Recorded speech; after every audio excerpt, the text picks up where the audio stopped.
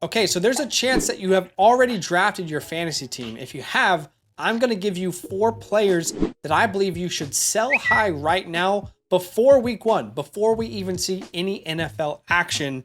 I'm going to give you reasons as to why. It's okay if you disagree with me, but just let me tell you the reasons why before you hate on me in the comments, okay?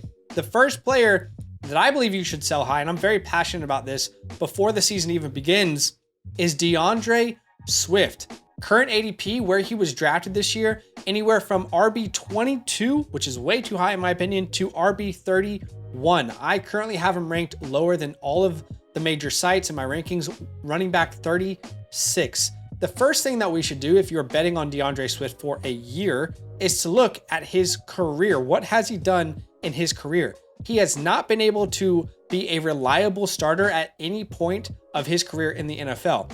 I would be hesitant for that to change here in 2023. He has started just 16 of 49 games since entering the National Football League, which, by the way, means that he has started 32.6% of Detroit's games. In those games since 2020, he's averaging 9.1 rushing attempts per game and 42 rushing yards per game. We will talk about why the rushing numbers are important for Swift in a second. But question, has DeAndre Swift ever proven that he can handle a bulk of carries for a team? Well, he has just 2 games over 15 rushing attempts in his entire career. That's about 5% of the games that he has played. He has showed you that he can be a workhorse running back, 5% of the games. And it's important because we need to understand how his new team, the Eagles, utilized running backs. Last year, they were an incredible offense. They went to the Super Bowl and they were very efficient in the way they used the running backs. Last year, no team ran the ball more times per game than the Eagles. That's great. Here's the issue. No team threw the ball to running backs less than the Philadelphia Eagles. So why don't we look historically how DeAndre Swift has scored fantasy points for your fantasy teams? Because if this team really relies on running backs on the ground, but really not at all through the air, we should know where DeAndre Swift's fantasy points have come from.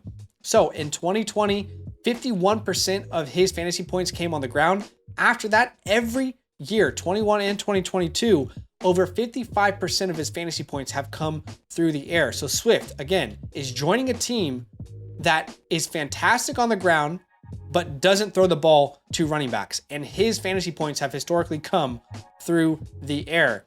And you have to keep in mind, this is not like the Niners trading for Christian McCaffrey, right? The Niners sent a huge package, a 2nd, 3rd, 4th, and 5th round pick to get Christian McCaffrey. Meanwhile, the Eagles traded a 4th and swapped 7ths. There's a much higher chance that there is less commitment from this team than what the Niners committed to Christian McCaffrey. And there is really good competition in Philly. It's not just DeAndre Swift in a naked backfield. There's good competition. If you don't want to hear it, that's okay. But let me tell you why I think Rashad Penny is actually better suited for this offense. Keep in mind, we talked about an offense that doesn't throw the ball to running backs much. That could change, but they definitely use their running backs on the ground. Rashad Penny is there, and he's been far more efficient on the ground for his career compared to Swift. In 2022, last year, Rashad Penny, running backs who had a minimum of 50 attempts, he was first in yards per attempt, first in yards after contact per attempt. He had the best breakaway percentage, which is runs that went for over 15 yards. He had the 5th best elusive rating, and he had the 2nd best rushing yards over expected per attempt. No running back had more than 6 yards per attempt other than Rashad Penny in the NFL last year.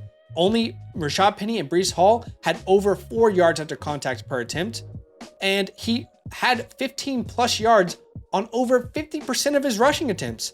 So you can hate on Rashad Penny, you can talk about how he's injury prone, so is DeAndre Swift, but we have to recognize that the analytics show that Rashad Penny has been far more efficient on the ground.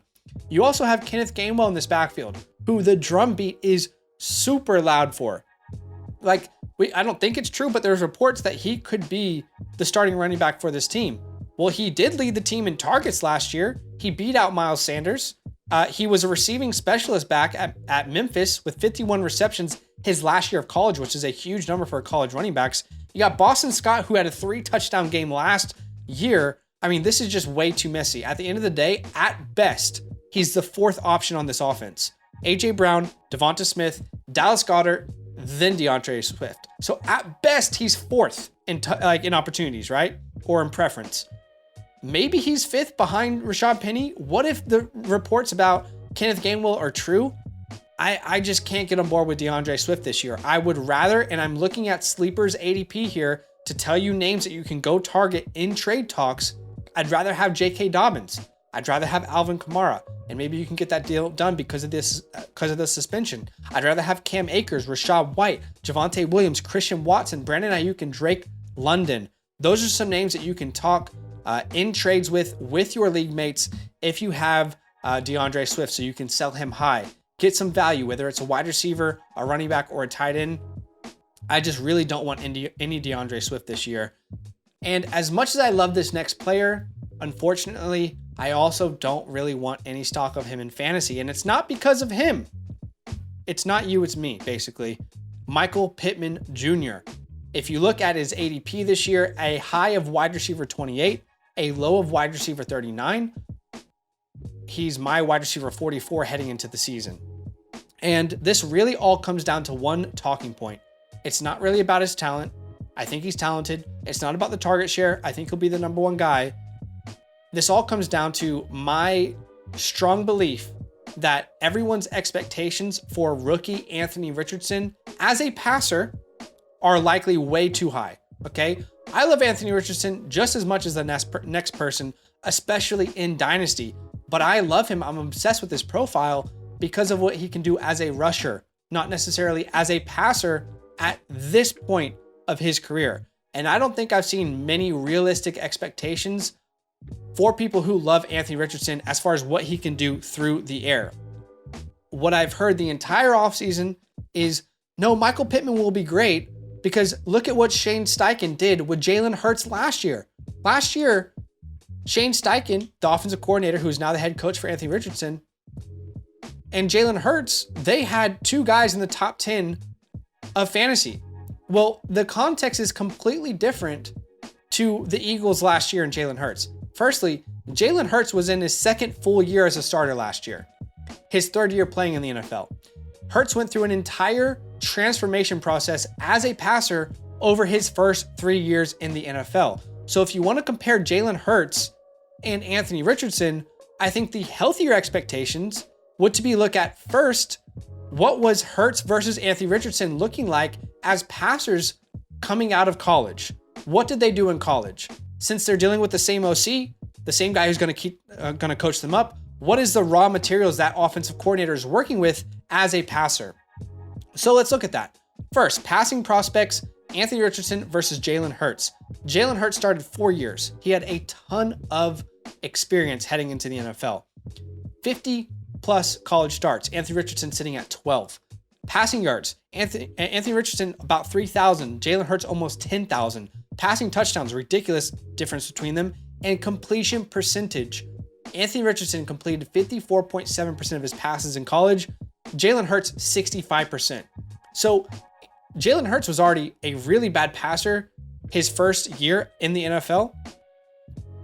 But Anthony Richardson is a worse passer than even him coming out of college.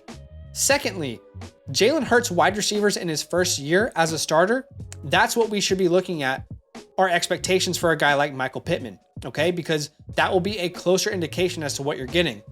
So if you look at Hurts and Philly in 2021, that was the first full year starting for Jalen Hurts. His wide receiver 1 was Devonta Smith, who was the wide receiver 30 in fantasy, but on a per game basis, the wide receiver 36. I don't know where you guys stand, but I personally believe strongly that Devonta Smith is a better prospect, a better talent than Michael Pittman Jr. His wide receiver 2 was a wide receiver 69 in points per game, and it just gets worse as you go down. And Hurts with the Eagles, his first full year as a starter, they threw the 4th fewest pass attempts per game. They were 29th in the league, and their passing yards per game was the 12th fewest. So again, if you want to use a narrative, well, Shane Steichen's there, and look at what he did with Jalen Hurts, being more realistic. A more realistic sample size or expectation is to look at what Jalen Hurts did as a rookie, considering Anthony Richardson is a rookie. A couple other comps that I've heard out there, Justin Fields, his wide receiver one, his first year as a starter, was Darnell Mooney, who was a wide receiver 58 on the year, and he had 8.5 points per game. Josh Allen, his first year, who's another comp that we get to A-Rich, his first year, the number one wide receiver in fantasy for his offense was Zay Jones, who was a wide receiver 48 on the season. So in their first year as starters, Jalen Hurts' best wide receiver on his team was a wide receiver 36 in points per game. Justin Fields' best wide receiver on his team was a wide receiver 58 in points per game. And Josh Allen's best wide receiver on his team was a wide receiver 48 in points per game. So my expectations for Michael Pittman is honestly not that much. I'm not even sure you're going to be able to flex him. At best, he's a flex option, and that's just not a pick that I really want to make. This team's identity is going to be based around the run game. Anthony Richardson is going to have so many rushing attempts. He's going to be great for fantasy. He might break 1,000 yards on the ground, but it's probably not going to be a very efficient passing offense in his first season, especially not in his first couple starts where players start to get their value. So if you're looking at trade options, again, I'm looking at sleeper ADP here to give you some advice. I'd rather have Christian Watson, Brandon Ayuk, Hollywood Brown, Christian Kirk, George Pickens, Brandon Cooks. I think you could get Brandon Cooks and a player swap. Let's say you downgrade, because people would consider a downgrade, from Michael Pittman to Brandon Cooks. There's another position that you could upgrade in that trade. Same with Javonte Williams, David Montgomery, Darren Waller potentially. So those are some names that I would suggest going out, and depending on what league you're in and what the value is in your league, that you could start conversations around. But hey, if you like videos like buy lows and a way to get ahead of your leagues, then go ahead and use our promo code LAND when signing up to the Flock Fantasy website, flockfantasy.com. There's a direct link in the pinned comment.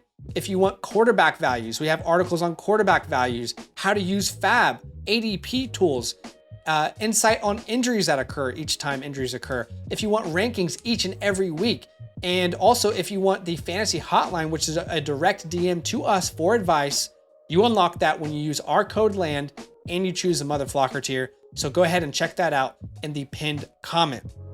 Okay, hopefully you are staying with me. I'm on my third player. You might not agree necessarily with all the players that I'm bringing, but hopefully you can respect the data behind it, the reasons behind it. The third player that I think you should sell high, and I know people will not like this, let's talk about Rhamondre Stevenson. My RB17 in ADP, he's anywhere from RB10 to 15. So I am significantly lower on him. Last year, he was great, but last year is not the same context as this year. Question, who was he competing with for touches last year? Well, Damian Harris was completely healthy for the first 4 weeks of the season. And after that, he missed 7 games. He had multiple injuries that he was dealing with. But outside of Damian, you had Pierre Strong, Kevin Harris, who were just never threats to any touches for Rhamondre Stevenson. So let's look at what Rhamondre Stevenson did in those first 4 weeks versus the rest of the season when he had competition versus when he really didn't. In the first 4 weeks versus weeks 5 to 18, when Damian Harris was healthy versus when he was not, you can see the rushing attempts are lower when there's competition. The rushing yards are lower. The targets are lower. The fantasy points per game are lower. These are all averages. And then in that time span, from weeks 1 to 4, Rhamondre Stevenson was an RB27 when he had some legit competition. From weeks 5 to 18, he was RB6 when Damian Harris was missing 7 games and had some injuries he was dealing with on and off. If there was no competition added this offseason, I would have no reason to really worry about him. But that's not the case. Ezekiel Elliott has joined this team, and I think he will be an important part of this offense. There's a couple indications as to why I feel that way, why he will play an important role. Not to say he'll be the number one, but I think it'll be closer than people think. And I have some reasons as to why I believe so. Let's look last year. Dallas on the goal line. They're rushing last year on the goal line. Let's look at how it panned out with Zeke versus Pollard. Last year, inside the 5-yard line on the goal line, Zeke had 19 rushing attempts versus Pollard 7, meaning Zeke had 73.1% of the rushing attempts inside the 5-yard line. So if he had that many rushing attempts, which is a lot, how effective was he in that role last year compared to Rhamondre Stevenson? Well, let's look at red zone touchdown efficiency in 2022. First, just inside the 10, okay? Inside the 10-yard line. You can see Zeke had 26 rushing attempts inside the 10. Stevenson had 19. What percentage on those carries were converted to touchdowns? For Zeke, it was 42.3%. Pretty good number. For Rhamondre, it was 15.8. Not a very good number, not very efficient. Even the yards per attempt, Zeke almost doubles Rhamondre inside the 10. How about inside the 5? Let's get even closer, okay? Even closer, Zeke had 19 attempts inside the 5. Rhamondre had 12. Again, Zeke far more efficient. 47+% of the time he scored a touchdown. Rhamondre just 17% of the time. And then in yards per attempt, Zeke, again, more than double, more than triple the number that Zeke put out. So that Rhamondre put out. So look, removing any biases, I don't care what side you're on, if you're Rhamondre truther or not, it's quite clear that last year at least, Zeke was the far more efficient red zone running back. I do believe he will be an important part of this offense on the goal line, inside the 10, inside the 5. When you're that inefficient and you bring in someone who is very efficient, it's got to be a part of the reason that they brought him in. It's got to be a part of his role. Also, the target market share that Stevenson saw last year, I believe is a little bit of an outlier compared to what the team has done historically. Last year, Rhamondre Stevenson saw 17% of the target share, which that's an insane number. If you average the RB1 target share for the Patriots in the last 7 years, you'd be looking at about 5.7%. That's the average for the RB1 for the Patriots in the last 7 years. I do believe that Zeke will eat into the target share slightly. So I've given Stevenson 12% of the target share instead of 17 like he had last year. I do think Zeke will play a role. He will. And if you look historically how Patriots have used their running backs, it's very much this rinse and repeat method. The Patriots, Bill Belichick, they do not care about running backs. They don't care if it hurts you. They don't care about fantasy football. They are not married to one running back. At least for the last decade plus, they haven't been. I mean, I did the research for you. I looked at the leading running back for the Patriots for the last decade plus, and you can see that there is a large turnover share. There is a very large turnover each and every year. It feels like there's a new guy. So look, I'm not saying Rhamondre won't be the most valuable guy in this backfield. I think he will, but some people have him ranked inside their top 10. Some people have him ranked at 10, and I think there are better values at that point, okay? So I still like him. I don't think he has top 5 upside. Here's some trade options. I'd rather have Joe Mixon. I'd rather be in that offense with Joe Mixon, who has no Zeke to compete with targets or targets and rushing opportunities and goal line work. I'd rather have Jahmyr Gibbs in a PPR format. I don't have questions about what his target share will be. I'd rather have Travis Etienne. I think, and I know this is controversial, you can get Alexander Mattison plus swap a wide receiver that is 2 rounds more valuable, right? So like, for example, let's say you get Alexander Mattison and Keenan Allen, and you send away Rhamondre Stevenson and Deontay Johnson, for example. I love that kind of move. All running backs that I just mentioned on high-powered offenses. If you're looking for a wide receiver, try and get a DK, a Keenan Allen, a Devonta Smith, T. Higgins, Amari Cooper. How about Mark Andrews if you can get that positional value in your league, that positional advantage? Either way, I think you should really be looking at a way to capitalize on the current value of Rhamondre Stevenson. I'm not saying he's a bad player. I just think he's overvalued personally a little bit. Okay, and the last player that I think you guys should sell now, I've been talking a lot before the season starts. Come on, do me a favor, drop a like. I've been talking a lot on this one. I'm losing my breath. Is Deebo Samuel. Currently have him ranked as a wide receiver 26. He's got a high of 16 and a low of 18. So I'm pretty significantly lower than the community. The first question we need to ask ourselves when looking at Deebo Samuel is, how did he look with Brock Purdy last year? Because that will be his starting quarterback. He played 3 games with Purdy because he was injured for part of that time. It's a small sample size, but let's have a look. Deebo's averages when he plays with Brock Purdy. His targets, he's averaging 6. Receptions 4, touches 9, total yards per game, even rushing yards included, he's averaging about 50.3 yards per game. And he's averaging 10.4 fantasy points per game. 10.4 points per game in PPR, if you look at the entirety of last year, that would have ranked wide receiver 50, okay? And the more important thing that we should talk about here is the fact that Christian McCaffrey is now the sheriff in town. We know how we talked about this really cool Deebo Samuel role. That's actually Christian McCaffrey's role now. It sounds weird, but CMC kind of replaced that role for Deebo Samuel. He's the better version of that role. With this team being healthy, there are so many mouths to feed as well. Think about this. George Kittle, Brandon Ayuk, Deebo Samuel, Elijah Mitchell. I mean, this is a deep, deep squad. And what I did for you guys is I went ahead and took the liberty of looking at the splits Deebo Samuel had last year with Christian McCaffrey and without Christian McCaffrey on the 49ers team. Shout out to RotoViz. Thank you for the information. So you can see in split means that that's the averages when Christian McCaffrey was playing for the 49ers. Out of split means the games where Christian McCaffrey was not on the 49ers. And you can see it's a very concerning trend. I mean, it's not 3 games like we had earlier with Brock Purdy. This is a 13 game sample size. Points per game in PPR, almost down 5. In fact, yes, down 5 points per game. That is a large amount. Even the receiving yards down significant. Rushing attempts cut in half.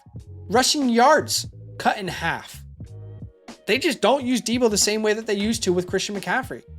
And if you're expecting some sort of top 5 ceiling, I just don't think it's there. The last thing I'll say is you want to have as little injured players on your team as possible, right?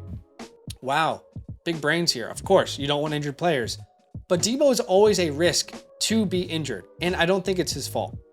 If you look at the history, first in college, he missed 20 games. He had a broken fibula, hamstring issues. If you look at his injury history in the NFL, missed a ton of games, foot fracture, hamstring issues, groin issues, ankle sprains, MCL sprains. He's missed 15 games since he entered the NFL, since 2019. That's almost an entire year of football games for an NFL team. It's very true that you can't predict injuries. What I will say is some players are more susceptible to injury than others. The way that Deebo Samuel is utilized, I think he leads himself to being more susceptible to injury because of his play style. It's what makes him a superstar, because he puts himself in harm's way. Think about it. He's always getting the worst of the defense, worst of the safety, linebacker, defensive lineman. He's rushing the ball in between the tackles where the defensive lineman is. He's getting screen passes where safeties are rushing towards him quickly. He's always putting himself in a position where he can be injured. So there are other players that I would much rather have. Give me in trade talks, I'd rather have Amari Cooper, Keenan Allen, DK Metcalf, Aaron Jones, Jahmyr Gibbs, Joe Mixon. I think Jahan Dotson is going to be great this year. If you can trade Deebo Samuel and get Jahan Dotson plus a swap, like we talked about earlier, a better player at a different position, that's beautiful. How about Mike Williams if you can do the same thing? But again, I'm not saying, guys, that any of these players are going to be bad. I'm just saying right now, I think there is a good opportunity to trade them for players that look better long-term this year. So, a lot of talking. Let me know what you think. Let me know what you think in the comments below. If you agree, if you disagree, drop a like on the video to show me some love. Subscribe if you like this kind of content. We'll be pumping it out all year long, and I'll see you guys in the next video. Now that those idiots are done talking, who needs some rankings? Hell yeah, I need some rankings. Then use promo code LAND, L-A-N-D, for 30% off any membership at flockfantasy.com. Oh. It's so easy, even your grandma could scan that QR code right there.